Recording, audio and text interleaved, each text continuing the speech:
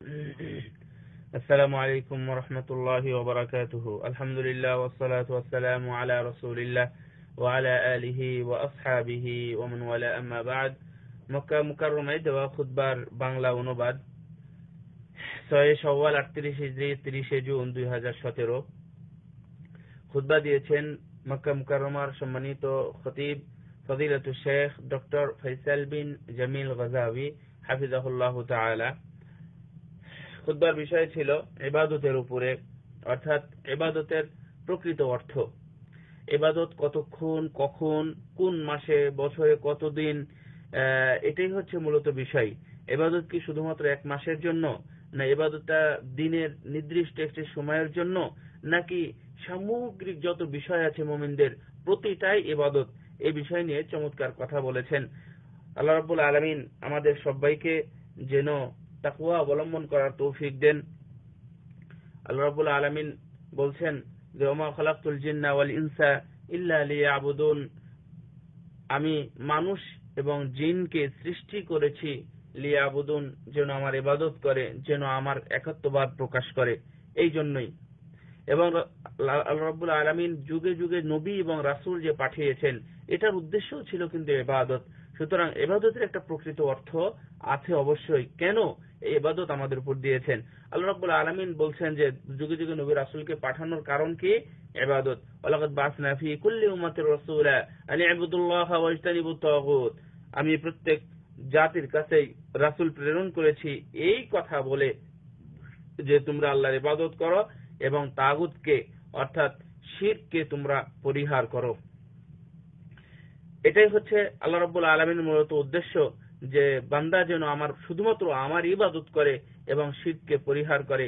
এই উদ্দেশ্যেই আল্লাহ রাব্বুল আলামিন আমাদেরকে সৃষ্টি করেছেন। আর ইবাদতের মূলত অর্থ কিন্তু এটাই। শেখুল ইসলাম ইবনে তাইমিয়া রাহিমাহুল্লাহ আল-উবুদিয়া গ্রন্থের মধ্যে উল্লেখ করেছেন, আল-ইবাদা হিয়া ইসমু জামিউন লিকুল্লি মা ইউহিব্বুহুল্লাহু ওয়া ইয়ারদা মিনাল আকওয়ালি ওয়াল আমালিল বাতিনা ওয়াজ যাহিরা। ইবাদত হলো এমন সামগ্রিক সবকিছুর নাম যার মাধ্যমে আল্লাহ রাব্বুল আলামিনকে ভালোবাসা যায় এবং আল্লাহ রাব্বুল আলামিনকে খুশি করা যায়। তার কথা দিয়ে, প্রকাশ্যে অপ্রকাশ্যে কর্ম দিয়ে আল্লাহ রাব্বুল আলামিনকে খুশি করা যায়। যেমন এমনটা বলতে পারি যে সালাত, যাকাত, সিয়াম, হজ, তারপরে হচ্ছে ভালো কথা, অন্যের আমানতকে রক্ষা করা, নিজের পিতামাতার খেদমত করা, অন্যান্য আত্মীয় স্বজনের সাথে সম্পর্ক বজায় রাখা, আমানত সত্য কথা যেটা, অর্থাৎ যে ওয়াদা করা হয় সেই ওয়াদা পালন করা, ভালো কাজের নির্দেশ, অন্যায় কাজ থেকে মানুষকে বাধা প্রদান, কাফেরদের কুফারদের সাথে জিহাদ করা, মুনাফিকদের সাথে সেইভাবে জিহাদ করা, এবং যারা আমার প্রতিবেশী আছে তাদের প্রতি ইহসান করা, সহানুভূতি প্রকাশ করা, এতিম, মিসকিন এবং যারা মুসাফির আছে তাদের প্রতি সহানুভূতি প্রকাশ করা। এমনকি আমার অধীনস্থ যে চাকর আছে তাদের প্রতিও আমি যে তাদের প্রতি সহানুভূতি প্রকাশ করব, তাদেরকে ইহসান করব, এটাও হচ্ছে ইবাদত। শুধু তাই নয়, এমনকি আমার বাড়িতে যে গবাদি পশুগুলো আছে, এমন যারা বুঝে না, যারা কথা বলতে পারে না, কোনো আবেদন করতে পারে না, তাদের সাথেও ভালো আচরণ করা, এটা হচ্ছে ইবাদতের অংশ। আপনি জিকির করবেন, এটা হচ্ছে একটা ইবাদত। কুরআন তেলাওয়াত করব, এটা হচ্ছে ইবাদত। সবগুলোই হচ্ছে ইবাদত। এর মধ্যে আরো আছে অন্যকে ভালোবাসা, অথবা রাসূল সাল্লাল্লাহু আলাইহি ওয়াসাল্লামকে ভালোবাসা। আমি আল্লাহ রাব্বুল আলামিনকে ভয় করব, আল্লাহ রাব্বুল আলামিনের ভয় করা, এটা হচ্ছে একটা বড় ইবাদত। তারপরে ইখলাস, মুখলিস হওয়া, এটা হচ্ছে বড় ইবাদত। তাহলে শেখুল ইসলাম ইবনে তাইমিয়া রাহিমাহুল্লাহর এই সংজ্ঞাতে বোঝা গেল যে আমরা প্রতিদিন সকাল থেকে নিয়ে সন্ধ্যা পর্যন্ত আমরা যা কিছু করছি সবগুলোই হচ্ছে ইবাদতের অন্তর্ভুক্ত। যখনই ইবাদত থেকে বেরিয়ে যাবে তখনই এটা মুমিনদের জন্য উচিত এবং সুন্দর নয়, এটা অসুন্দরের মধ্যে চলে গেল। তবে মনে রাখবেন, ইবাদত শুধুমাত্র ইবাদত করলেই হবে না। আমরা কোনোভাবে কেউ খেয়াল খুশি মতো ইবাদত করতে পারি না। আমরা কেউ নিজের পক্ষ থেকে সেটাকে সাজিয়ে নিতে পারি না, অথবা আমাদের সুবিধার্থে সে ইবাদত করব, এমনটাও কখনো হতে পারে না। ইবাদত হচ্ছে মাহসুরা, নির্দিষ্ট সীমাবদ্ধের মধ্যে, অর্থাৎ এর নীতিমালাটা হচ্ছে সীমাবদ্ধ। নীতিমালা আমরা কেউ কখনো তৈরি করতে পারে না। এটা কার জন্য? কেবলমাত্র আল্লাহর জন্য, অন্য দুনিয়ার অন্য কারোর জন্য এটা হতে পারে না। আল্লাহ রাব্বুল আলামিন বলছেন, ইন্না সালাতি ওয়া নুসুকি ওয়া মাহইয়ায়া ওয়া মামাতি লিল্লাহি রাব্বিল আলামিন লা শারীকা লাহু ওয়া বিযালিক উমিরতু ওয়া আনা আউওয়ালুল মুসলিমিন। আল্লাহ রাব্বুল আলামিন স্মরণ করিয়ে দিয়ে বলছেন, বলো যে এই সালাত, এই কুরবানি, নামাজ, জীবন, মৃত্যু কেবলমাত্র মহান জগৎসমূহের প্রতিপালক আল্লাহর জন্য, যার কোনো শরীক নেই। আর আমি এই বিষয়ে আদিষ্ট হয়েছি, আর আমি হলাম প্রথম আত্মসমর্পণকারী মুসলিম।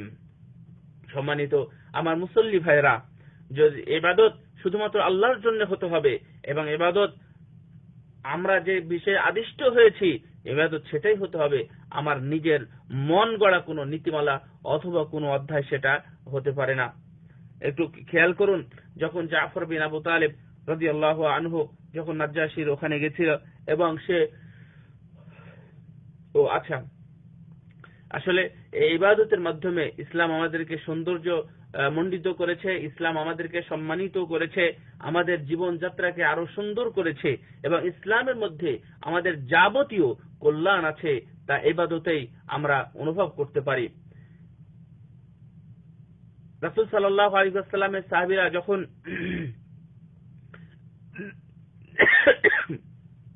বাদশা নাজাশীর কাছে হিজরতে গেছিল, তখন বাদশা নাজাশী জাফর বিন আবু তালেবকে জিজ্ঞাসা করেছিলেন যে আসলে তোমরা কি চাও বা কি করো, বা মুহাম্মদ একটা লোক, তার প্রতি তোমরা এইভাবে ঝুঁকে পড়েছো কিনা, বা তার জন্য পাগল হয়েছো কিনা। তখন ইনি একটা লম্বা বক্তব্য দিয়েছিলেন জাফর বিন আবু তালেব রাদিয়াল্লাহু আনহু। তখন উনি বলেছিলেন, আইয়ুহাল মালিক কুন্না কওমান আহলা জাহিলিয়াতিন না'বুদুল আসনামা ওয়া না'কুলুল মাইতাতা ওয়া না'তিল ফাওয়াহিশা ওয়া নাকতালু আরহামা ওয়া নাসিউল জিওয়ারা ওয়া ইয়াকুলুল কবিয়্যু মিন্না আদ-দাঈফা ফাকুল্লুনা আলা যালিকা হাত্তা বা'আসাল্লাহু ইলাইনা রাসূলান মিন্না না'রিফু নাসাবাহু।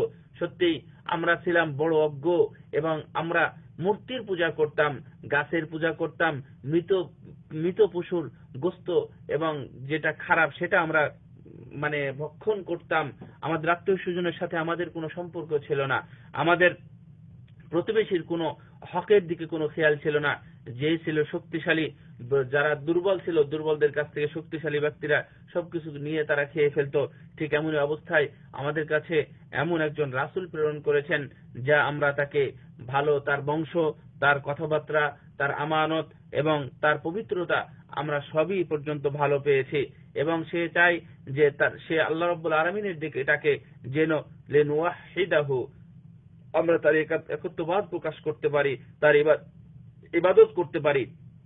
আমরা যে আমার বাপ দাদার আমল থেকে চলে আসা যেই কাদাযুক্ত, মহিলাযুক্ত যে দিনের প্রতি, নীতিমালার প্রতি আমরা ছিলাম, সেখান থেকে আমরা পরিবর্তন করে আমরা ভালোর দিকে এসেছি।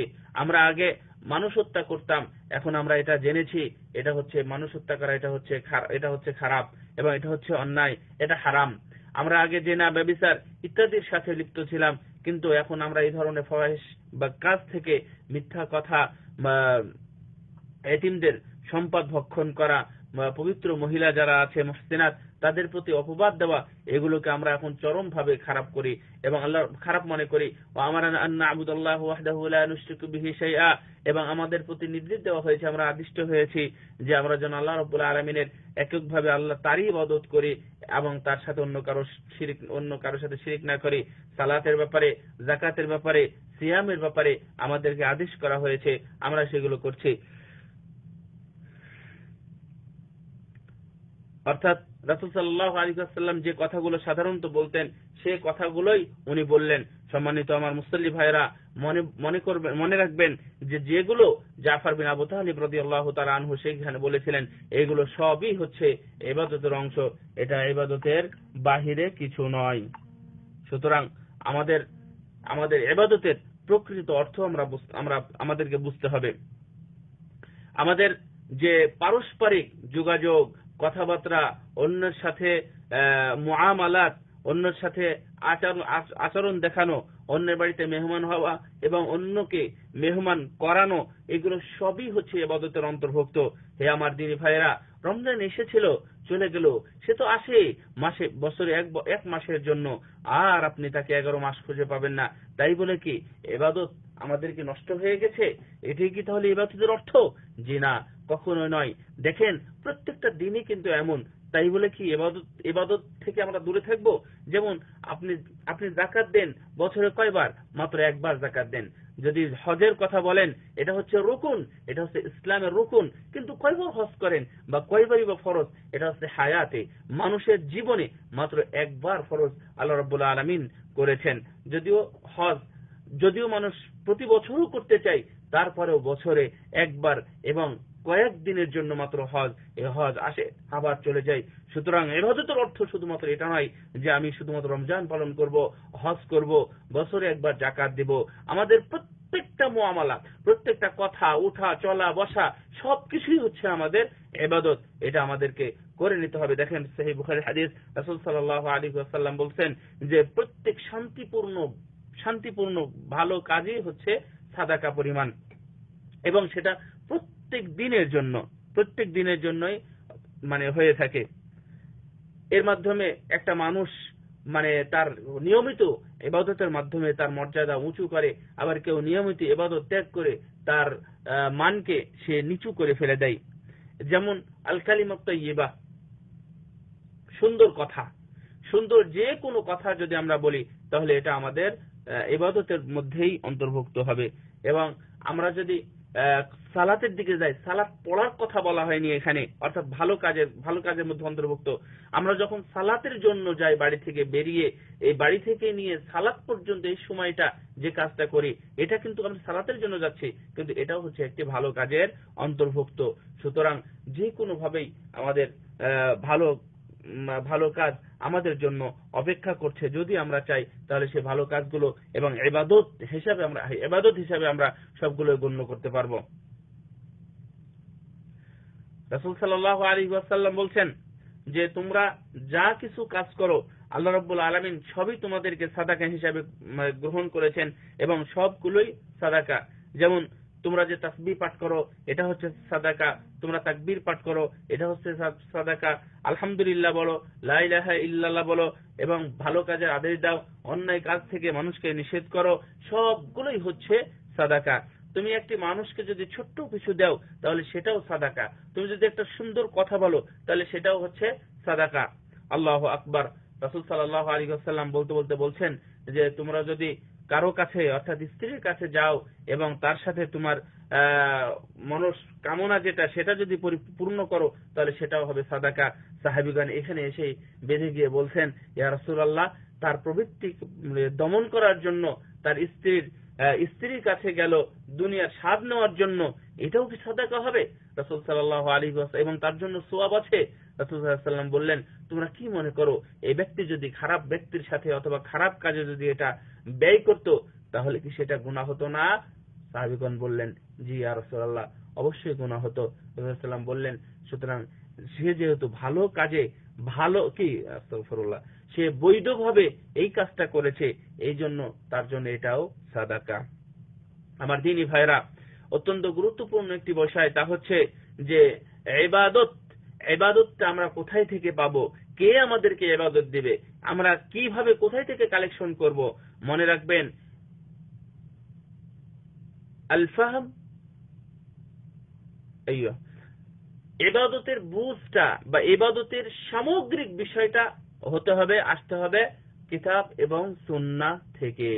কিতাব এবং সুন্নাহ থেকে, অন্য কোথাও থেকে ইবাদত, এই কথাটা আমিও আপনাদেরকে বলছি, উনিও বলার সময় বলেছেন, আমিও বলতেছি যে মানে ইবাদতের যে বুঝটা, আমরা সেখানে একটা কাজ করব আর সেটাই আমরা ইবাদত হিসেবে গ্রহণ করব, এটা যেন আমাদের কখনোই এমনটা না হয়। তাই উনি খুব সুন্দর করে বলেছেন যে কিতাব এবং সুন্নাহ ভিত্তিক হতে হবে যে কাজগুলো, তাহলে সেটাই আমাদের জন্য ইবাদত হবে, না হলে সেটা কোনোভাবে সম্ভব না।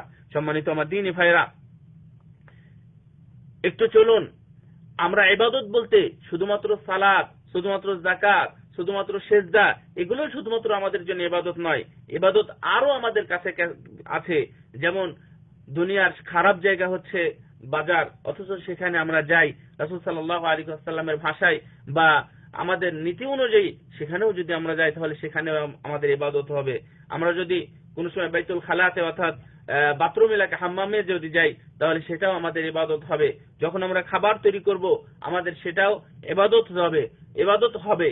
এবং যখন অন্যের সাথে সাক্ষাৎ করছি, আমরা স্ত্রীর সাথে খেলাধুলা করছি এবং আমার সন্তানদের সাথে সময় দিচ্ছি, এমনকি তাদের খেলাধুলার পিছনেও, অর্থাৎ তাদের প্রয়োজন যদি হয় খেলাধুলা অর্থাৎ একটু শরীর চর্চা, এটাও যদি হয় এবং তার জন্য আমি যদি সময় ব্যয় করি তাহলে এটাও ইবাদতের অন্তর্ভুক্ত।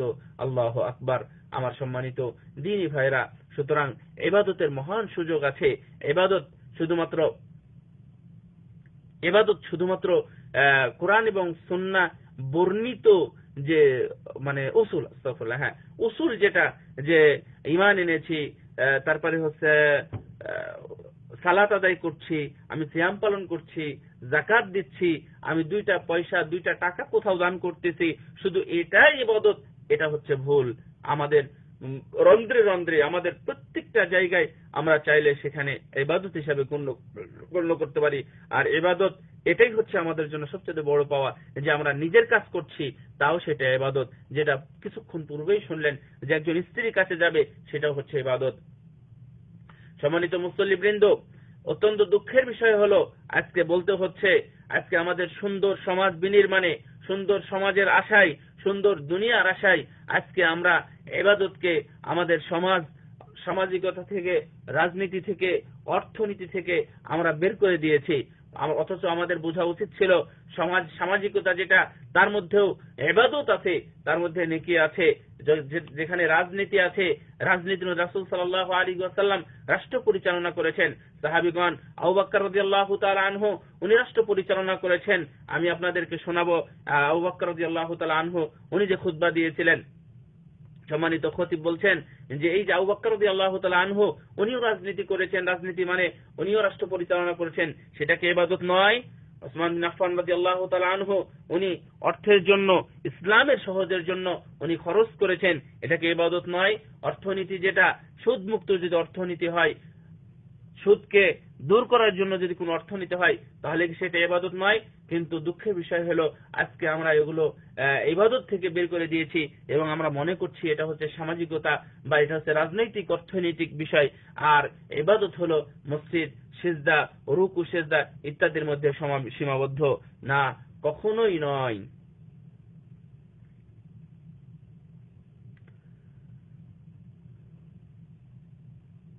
সম্মানিত দ্বীনী ভাইরা, এ বলে উনি ওনার প্রথম খুতবা শেষ করেছেন এবং সর্বশেষ কথা যেটা বলছেন তা হচ্ছে যে আমরা সবকিছুতেই যেন আমরা ইবাদত খুঁজি, যেন আমরা মনে করতে পারি যে এটা হচ্ছে আমার ইবাদত এবং আল্লাহকে খুশি করার জন্য আমি এই কাজগুলো করছি, তাহলে এটাই আমাদের ইবাদত হয়ে যাবে ইনশাআল্লাহ।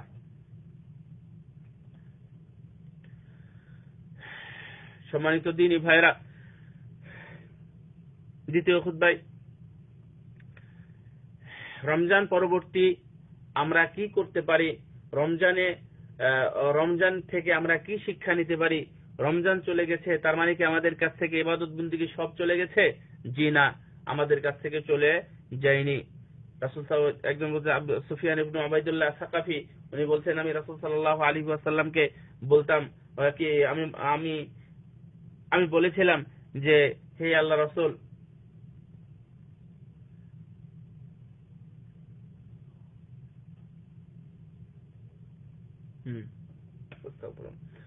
আমাকে এমন একটি কথা বলুন, কুল্লি ফিল ইসলামি কওলান লা আসআলু আনহু আহাদান বা'দাক, যে আমাকে এমন একটি কিছু বলুন যে আমি আপনার কাছে এমন একটি জিনিস চাইবো যা আপনার কাছে না, আপনার পরে আমি অন্য কারো কাছে আর কিছু চাইবো না।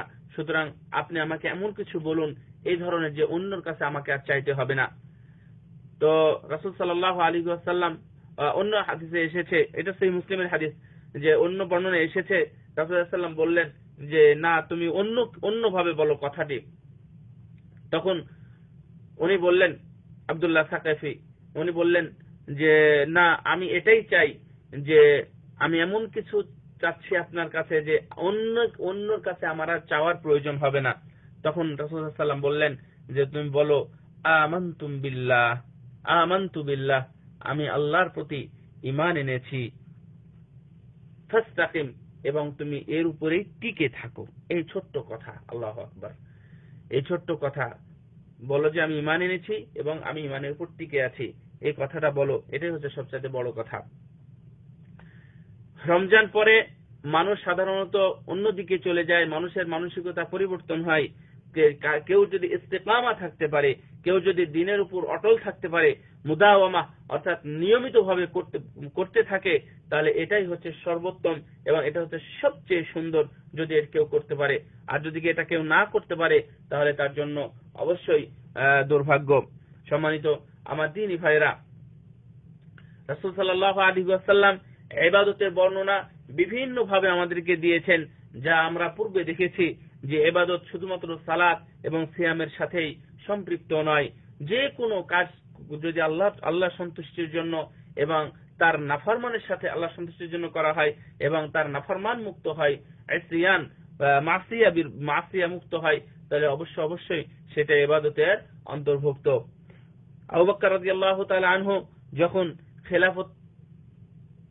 যখন খেলাফতে অধিষ্ঠিত হলেন বা রাসূলুল্লাহ সাল্লাল্লাহু আলাইহি ওয়াসাল্লাম যখন মৃত্যুবরণ করলেন, তখন অনেকেই বলেছিল যে না, মুহাম্মদ সাল্লাল্লাহু আলাইহি ওয়াসাল্লাম অর্থাৎ রাসূল সাল্লাল্লাহু আলাইহি ওয়াসাল্লাম উনি মৃত্যুবরণ করতে পারেন না, উনি মরেন না, উনি মরেননি, উনি এখনো পর্যন্ত জীবিত আছেন। এই ধরনের কথা যখন বলছিলেন, তখন আবু বকর রাদিয়াল্লাহু তাআলা আনহু খলিফা হওয়ার পরে উনি লম্বা বক্তৃতা দিলেন, যে বললেন মান কানা ইয়াবুদুল্লাহ ফাইন্নাল্লাহা হাইয়্যুন লা ইয়ামুত ওয়া ক্বাল ইন্নাকা মান কানা ইয়াবুদু মুহাম্মাদান সাল্লাল্লাহু আলাইহি ওয়াসাল্লাম ফাইন্না মুহাম্মাদান ক্বাদ মাত। কেউ যদি মুহাম্মদ এর ইবাদত করে থাকে তাহলে মনে রেখো মুহাম্মদ সাল্লাল্লাহু আলাইহি ওয়াসাল্লাম উনি একজন মানুষ ছিলেন, সেই হিসাবে মৃত্যুবরণ করেছেন।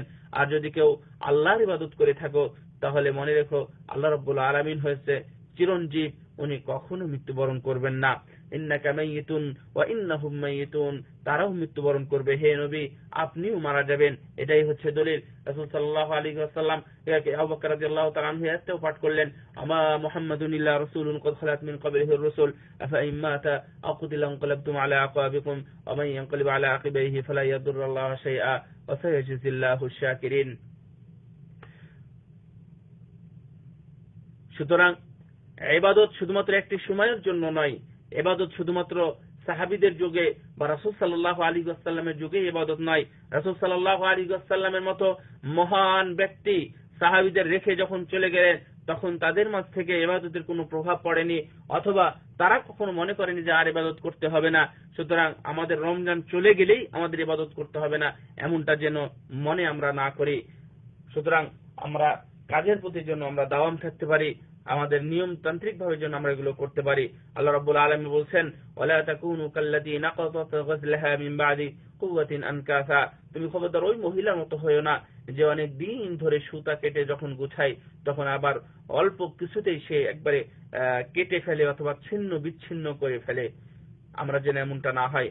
এর মধ্যে শুধুমাত্র সালাতই নেই, অন্যান্য নফল সিয়ামের মাধ্যমে, অন্যান্য ইবাদতের মাধ্যমে যেন আমরা সেই সিলসিলাটা জারি রাখতে পারি। যেমন রমজানের কথা, রমজান চলে গেছে তার মানে যে রোজা চলে গেছে, সিয়াম চলে গেছে তা নয়, অন্যান্য সিয়াম আছে। যেমন এই মাসে 6টি সিয়াম এসেছে। রাসূল সাল্লাল্লাহু আলাইহি ওয়াসাল্লাম বলেছেন, মান সামা রমাদানা সুম্মা আতবাহু সিত্তাম মিন শাওয়াল কানা ফাযালিকা সিয়ামুদ দাহার অথবা কানা কাসিয়ামিদ দাহার। কোন ব্যক্তি যদি আবু আইয়ুব আনসারী রাদিয়াল্লাহু তাআলা আনহু থেকে বর্ণিত, কোন ব্যক্তি যদি রমজানের সিয়াম পালন করে অতঃপর শাওয়াল মাসের মধ্যেই 6টি সিয়াম পালন করে, তাহলে এটা যেন সে পুরো বছর সিয়াম পালন করলো। আমার দ্বীনি ভাইরা, সুতরাং এই রমজানের মাধ্যমেই আপনি সিয়ামের ব্যাপারে দাওয়াম থাকেন, আপনি রাত্রের সালাতের ব্যাপারে তাহাজ্জুদের মাধ্যমে তারাবি এবং কিয়ামুল লাইল যেটা হয়েছিল আপনি তার সাথে সম্পর্ক রাখেন এবং তার সাথে এভাবে থাকতে থাকেন। আল্লাহ রাব্বুল আলামিন আমাদের সবাইকে যেন ইস্তেকামা দ্বীনের উপরে টিকে থাকার তৌফিক দান করেন। আমিন। ওয়া আখিরু দাওয়ানা আলহামদুলিল্লাহি রাব্বিল আলামিন। আকুলু কওলি হাযা আস্তাগফিরুল্লাহ লি ওয়া লাকুম ওয়া লিসাইরিল মুসলিমিন ওয়া সাল্লাল্লাহু আলা নাবিয়িনা মুহাম্মদ ওয়া আলা আলিহি ওয়া সাহবিহি আজমাইন। আসসালামু আলাইকুম ওয়া রাহমাতুল্লাহি ওয়া বারাকাতুহু।